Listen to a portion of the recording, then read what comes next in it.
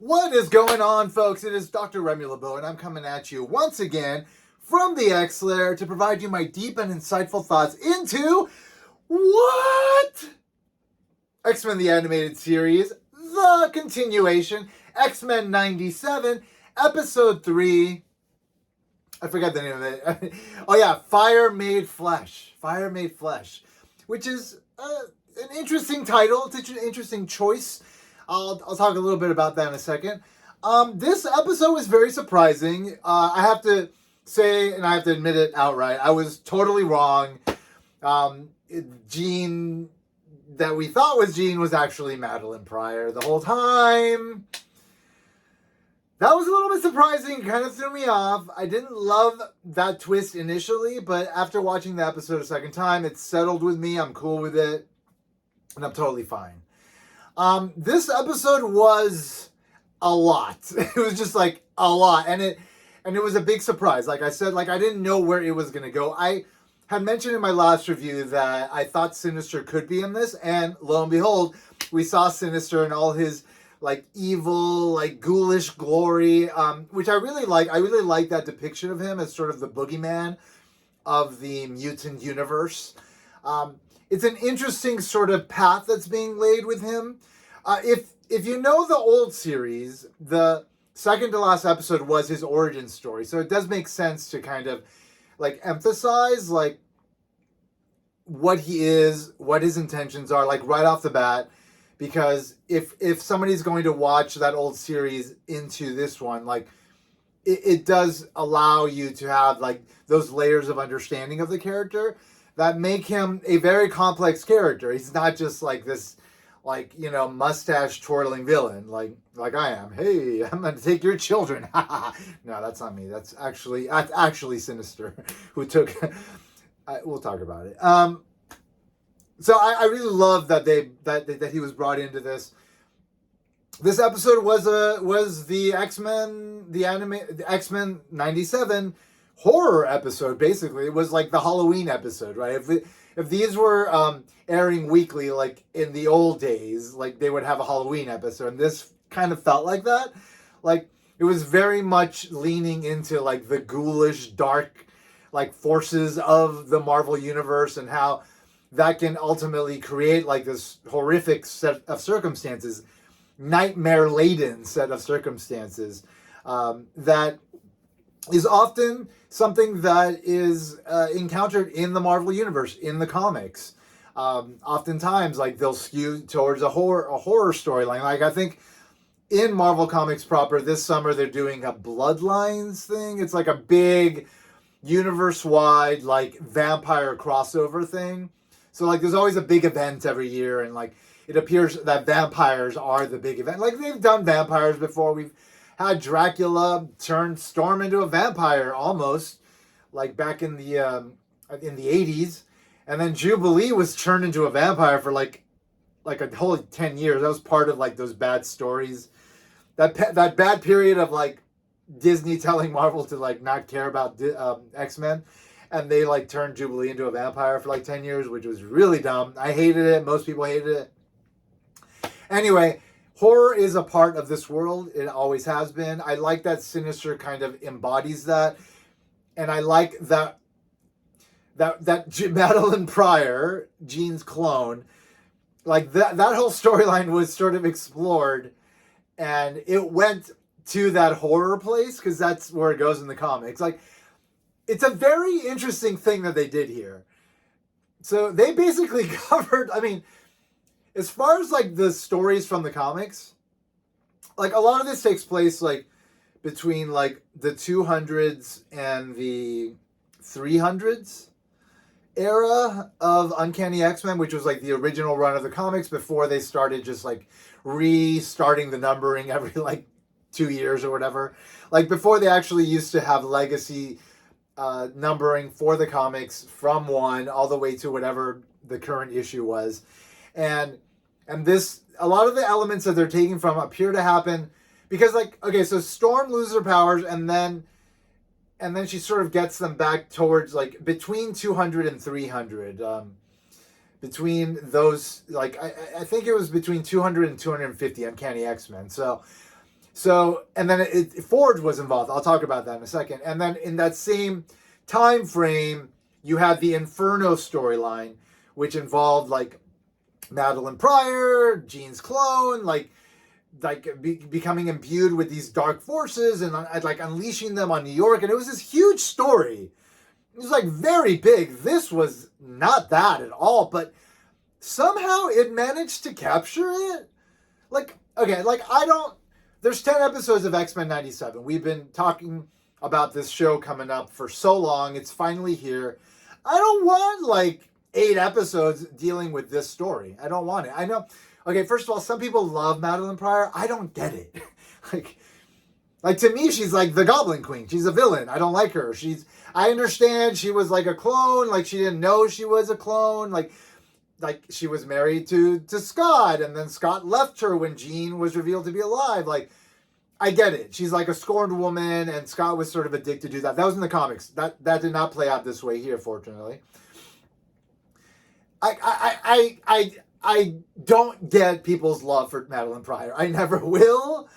But this episode kind of made me like her, like in the way that she's meant to be liked, as this sort of like villainous character. Like they really captured her like villainous sort of essence like really well and like really concisely. I really like the last episode was the trial of Magneto. This is like Inferno, and also like the storyline where Cable, spoilers, like Jean and Madeline Pryor / Jean and Cyclops' kid is Cable, from sent into the future after he was infected with a techno-organic virus. In the comics, Apocalypse did it. In this show, in this episode, it was Sinister, which makes sense because Sinister was the one behind the creation of Cable always, and that's why he wanted to merge Jean and Cyclops' DNA.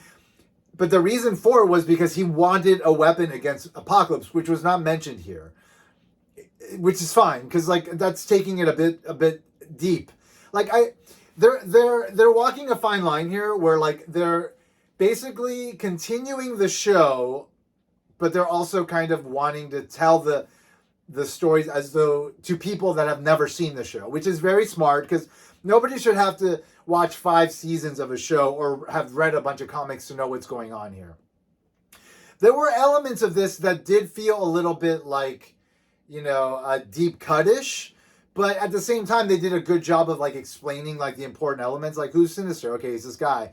And like, like they don't have to go into like all the details. Morph has a deep past with him. They don't have to go into that, but you could see it just in the few moments that Morph had, like he mentions like, Sinister's the worst guy in the world and he made me do horrible things or whatever. And like, there's that moment where he's being exposed to like his worst nightmare that Madeline Pryor is sort of creating for him. And it is, first of all, his fear of coming out, which is interesting. We'll talk about that in a second. But also he ultimately sees Sinister, and Sinister comes for him. So anyway, like, they're walking a fine line. I think they're doing a really good job of it, of like continuing things, making it very clear, like we're still in this world and these stories have happened, but at the same time, like, let me explain to the people that don't know, like what's going on. And Roberto DaCosta, Sunspot, who's in the background, like he's the fish out of water element that allows those things to be told. Like he questions Mr. Sinister, and then he's told what Mr. Sinister is, who Mr. Sinister is, right? So like I'm like, they're doing a good job of what they need to do here. It's a very tricky thing to do. The thing is, like, there's so much story between the 90s and now. I'm sure they're like itching to get to, and they're like, I think they're like checking off the boxes of like the things that were like unfinished business. Because Cable was unfinished business. Like, we never directly dealt with Cable's origin in the series, and yet it was implied and it was hinted at, and there were moments where it was sort of acknowledged but not really. And so they're like kind of checking out these boxes, but I feel like I'm just excited to see where it's going to go. They covered all of Inferno, which was like a big crossover in one episode, as well as the storyline where Nathan gets taken into the future, which was a whole storyline as well in X Factor, the spin-off book from Uncanny X-Men, where the original 5 X-Men were a team again. They were called X Factor. They were sort of working with the government. Val Cooper, the blonde doctor from the first couple episodes, was like sort of coordinating that, and Apocalypse was introduced in that series as a character for the first time, created by Louise Simonson and I believe Walter Simonson, her husband, the artist. She was the writer, and it, eventually, like, Apocalypse kidnaps the baby, infects him with the techno-organic virus, and then the baby needs to be sent into the future. And in that, it wasn't Bishop, because Bishop hadn't even been introduced at that time. It was this character called Ascani, which turns out is actually Rachel Summers, the daughter of Jean and Scott. So there's a lot of kind of weird elements that I like. I like that we have this alternate reality version of everything in this, which is like very sort of simplified, which is good, because you don't want to overwhelm people with too many details, because if you do, like, they're just like going to be like, this is too much. Like, I'm walking away. Like, there's a lot that went on in this episode, but at the heart of it, it was like a horror movie, right? It was like Jean is revealed to not be Madeline. Oh, I'm sorry, Jean is revealed to be Madeline. The real Jean is there. It's like, anyway, like, I'll get to it in a second. Let's talk about the opening, though. It's still a living, breathing thing. I love it. They have some new clips of reanimated things from the original series cut into the opening. I think that's fantastic. And I love how it changes. It's so wonderful. And one of my favorite things was like that moment where, Roberto da Costa, Sunspot, is being kind of chased, and then he like winds up like grabbing a fence. That was the exact animation for Jubilee in the original opening. So I love that they kind of gave it to Sunspot, because it's like he's the Jubilee of this like new, chapter of the show. Anyway, love the opening. Still a living, breathing, wonderful thing, and I'm just like in love with it. But let's get to what happened here. I mean, we had something pretty cool sort of happen right off the bat. We were left in a cliffhanger, right?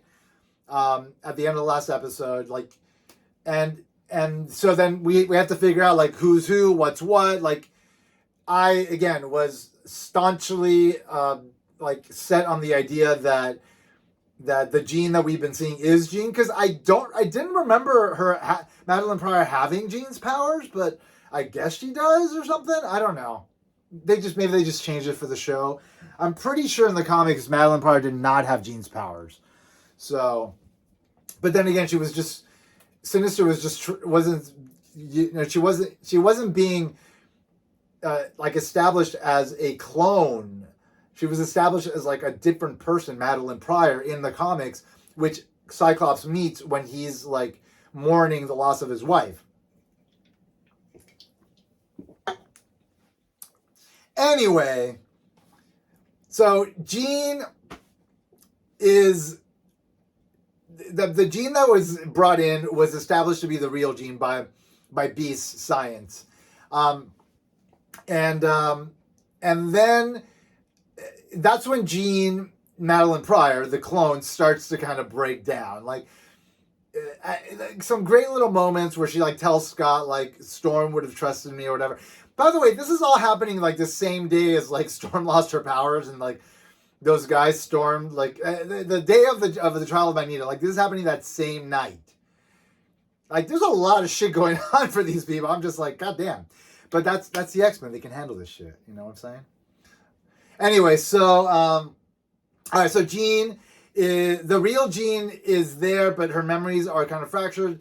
Madeline has all the memories, and she like believes she's actually Jean. This is all very much a condensed version of like the entire conflict between Jean and Madeline Pryor in like 40 years of stories probably at this point.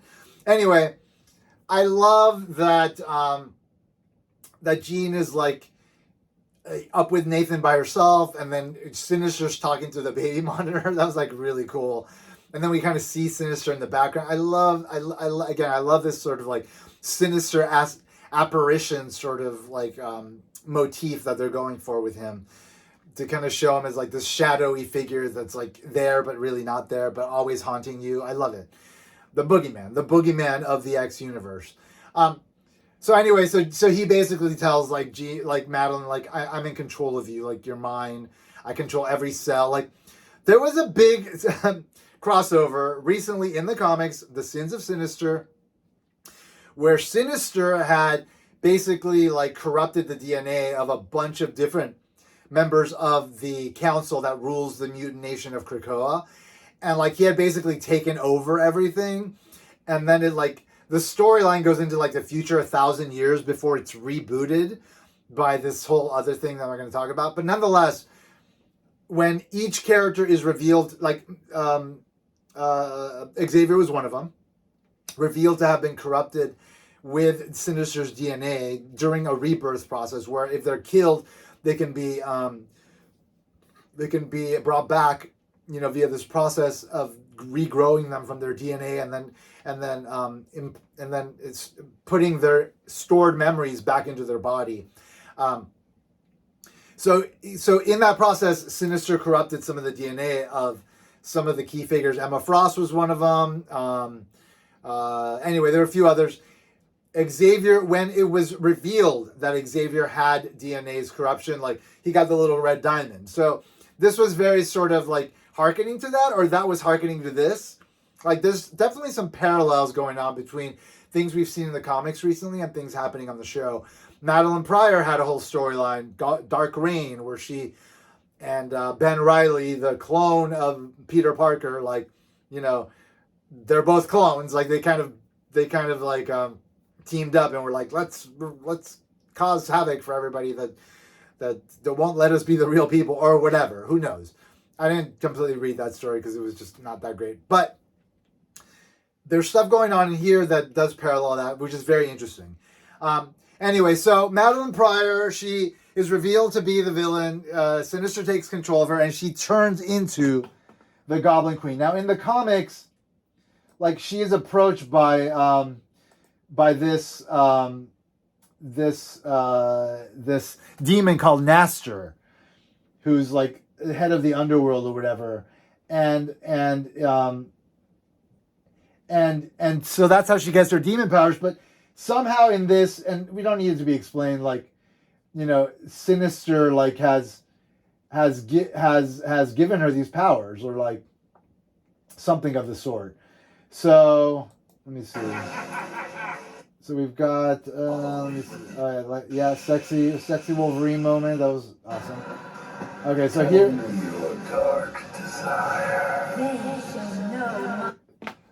Okay, so he turns her into the Goblin Queen, right?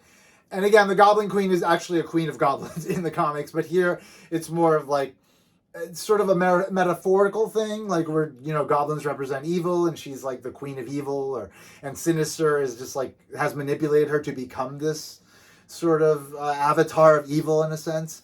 I would assume it's implied that he has given her like these, like he in his manipulation of the clone DNA, he has changed genes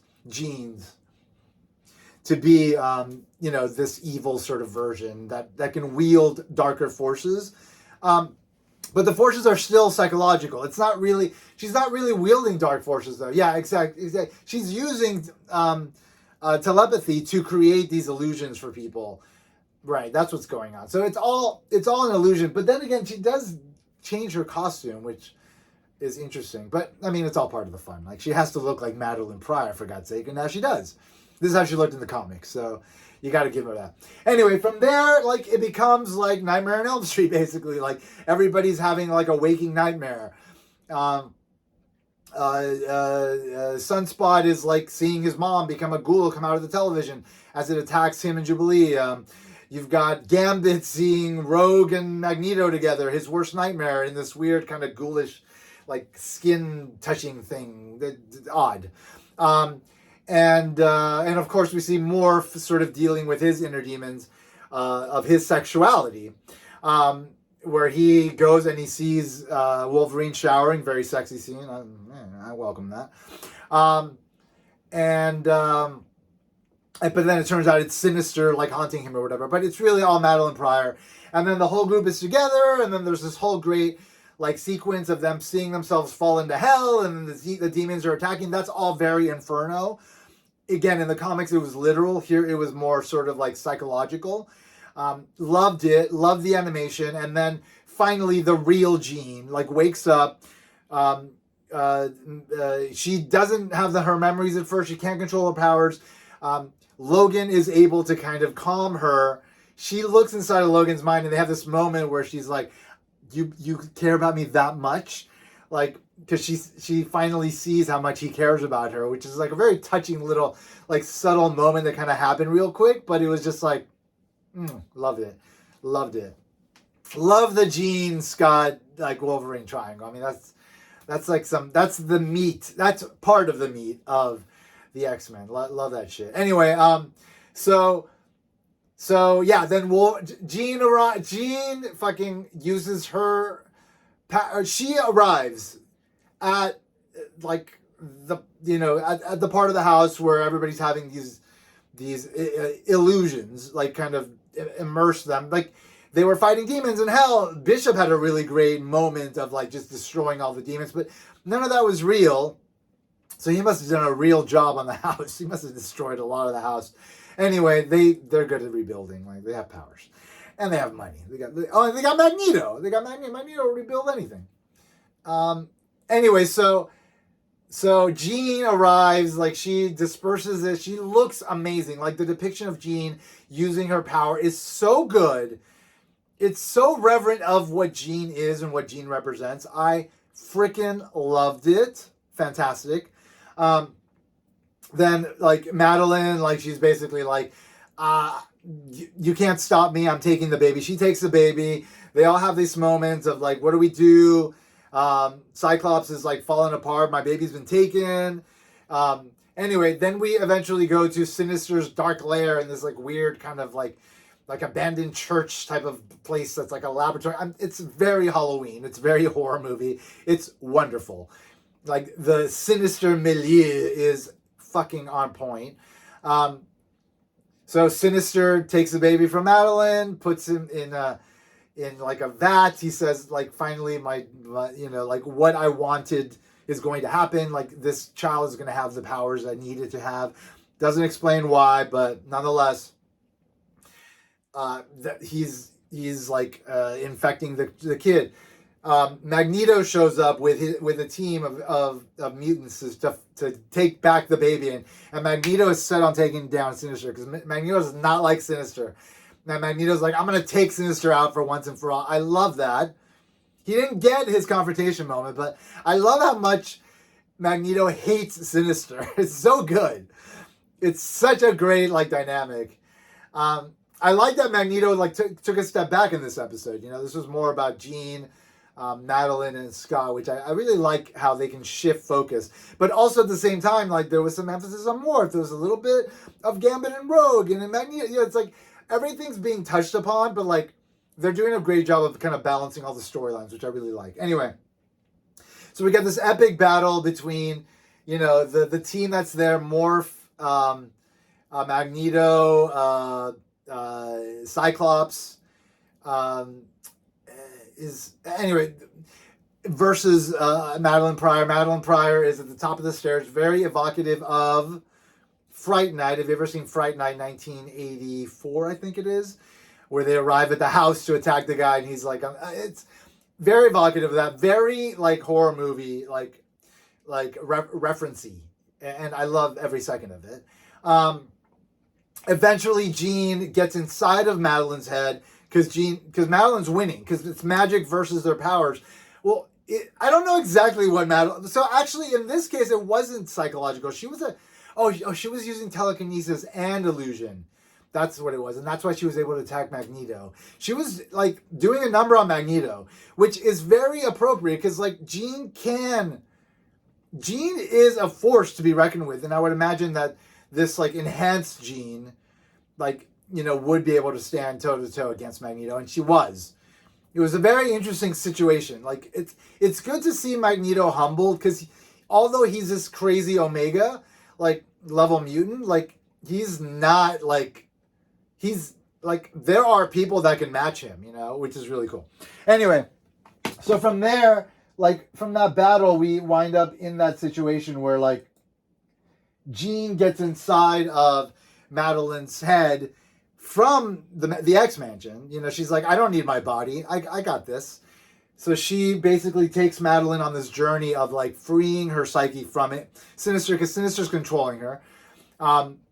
Eventually kind of, and it's just depicted so wonderfully. Like this beautiful sort of like surrealistic exploration of some of their memories, some of the key moments. Jean being picked up by Xavier, Jean seeing her best friend get killed as a child, that sparked her powers to sort of emerge. A lot of really great stuff that ultimately led to the birth of Nathan, which woke Madeline up, and like the love of her child like woke her up. They together were managed to break the hold of Sinister, and then Madeline's like, let's go get our baby to Cyclops, which is awesome. They go attack Sinister together, which is a very cool moment. Sinister is always weakened by Cyclops. His powers will take Sinister down, but Sinister's like, I did what I needed to do, and now you've doomed this child to death.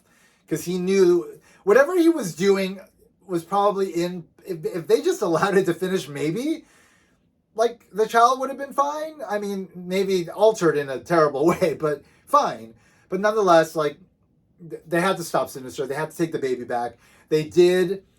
We're back at the mansion, and then it turns out that the baby is infected. Like there's nothing that can be done except maybe take him into the future and fix him.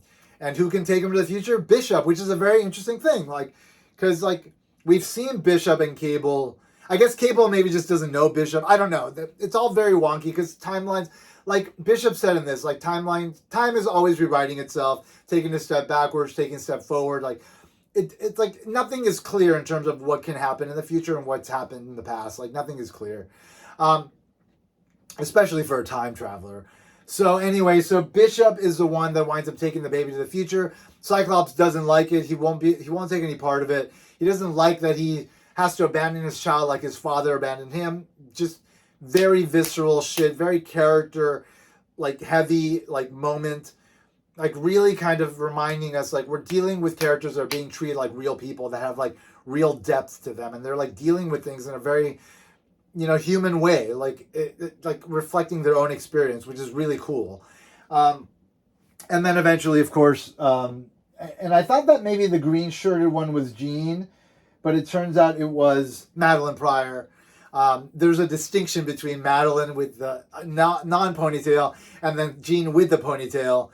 That sort of helped us to distinguish who's who, because like when Jean woke up and she was like, I'm gonna go find Madeline in my head, like she like put her hair in a ponytail, like let's go, I'm ready to go, like she's about to take down like some bitches in the schoolyard, but in this case it's Madeline Pryor in the astral plane. Anyway, so Bishop takes Cyclops into the future. Interesting moment here though. Bishop doesn't say anything, which I mean, I guess I kind of get it, but not really, because I guess it was more of a Madeline moment. Bishop going into the future is interesting because we assumed that Bishop was going to be part of this, but I like that he left. I also like that when he was having his sort of nightmarish moment, like he saw Shard, his sister, like, which is cool because we had met Shard, his sister, in One Man's Worth, the 2-episode arc in season 4 of the original series, which is my favorite of the two. My favorite episodes of the entire series are those 2 episodes. We met Shard in those episodes. So I'm glad they mentioned it again because they didn't mention Shard again later. Anyway, I'm glad we saw Shard. I hope Shard is at play. Like we'll see her again, which is really, because I like her. I think she's great. Shard, Bishop, his sister. Anyway, so Bishop takes the baby into the future, and then at the very end, Madeline leaves, and Jean and they like agree, like they don't know when they switch, like they don't know what's what, but then Madeline says, like, I'm not you, I'm Madeline Pryor. So she gives herself that name finally. So we finally get that proper name for her. And they don't know when they switched, which is interesting, you know, like at what point were they switched? Because Jean was taken at the beginning of season 2, right? When Cyclops was taken as well. Maybe there was a moment where they were split up and Jean was replaced, you know, then it's possible. Jean was also taken during that weird like 4-episode arc where Apocalypse was outside of time and he was trying to recreate time. Anyway, maybe during that time she was taken. It's unclear. I don't know if they'll ever explore it. I like the idea of them not necessarily telling us. I like that, but I have a feeling they will. Anyway, there's gonna be some more drama with this stuff. This ain't over because we're gonna see Cable again, of course, and then anyway, like we might even see Cable next episode because if he was taken to the future already, like Cyclops needs to know that Cable's his son and that he's been fine. And in the comics, like Cable and Jean, like when they go on their honeymoon after their wedding, like they're taken into the future, like psychologically, like their minds are taken to the future, and they actually wind up like raising Cable in the future, and then they come back. So like they take over the bodies of like Slim and Red, I think were their names, and like they actually raise Cable in the future. So they actually do get to be parents for Cable. Anyway, who knows how they'll deal with it here. I like that, though, like, really quickly, they took care of a lot in this episode. Inferno, Madeline Pryor, Cable being infected by the techno-organic virus and being sent to the future. Like, great. Good. All right, that's out of the way. Let's move forward. What's next, you know? I'm really excited to see what's next. At first I was thrown off by this episode, but watching it a second time, I was like, I really like this.